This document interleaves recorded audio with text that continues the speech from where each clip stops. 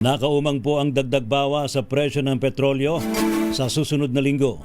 Ayon po kay Assistant Director Rodela Romero ng DOE Oil Industry Management Bureau, posibleng tumaas ang humigit kumulang sa 80 centavos ang bawat litro ng diesel, habang humigit kumulang naman sa 45 centavos ang posibleng pagtaas naman sa bawat litro ng kerosene. Ang gasolina naman ay maaari daw pong mag-rollback. Napakalaki to, Miss Jackie O. Magkano po? Napakalaki. Gaano kalaki? Humigit kumulang sa 5 sentimos. Ang laki.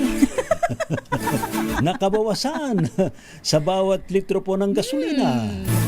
Kabilang po sa mga binanggit na dahilan ni Romero ang trade tension sa pagitan ng Amerika at European Union. Gayon din ang optimismo sa demand ng China. Matapos daw po ang mas mataas kaysa inaasahang GDP nito at mas malakas na outlook para sa kanilang crude consumption.